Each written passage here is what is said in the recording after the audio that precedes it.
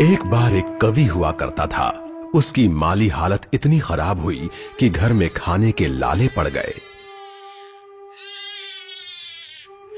इसी कारण उसने महल में जाकर राजा से मदद मांगने का फैसला किया।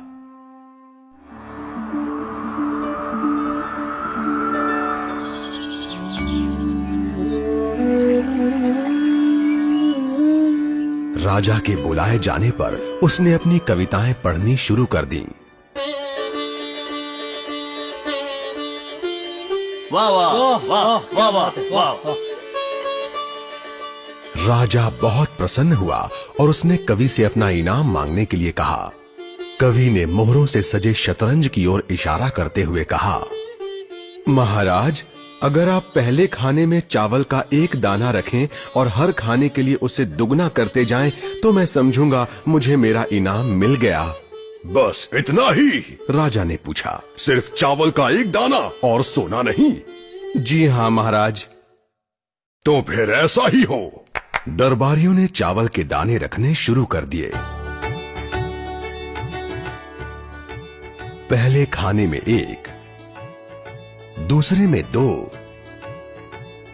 तीसरे में 4, चौथे में 8। इस तरह वो रखते गए। जब 10वें खाने में चावल रखने की बारी आई तो उन्हें चावल के 512 दाने रखने पड़े। 20वें खाने तक संख्या बढ़कर 5,24,288 हो गई।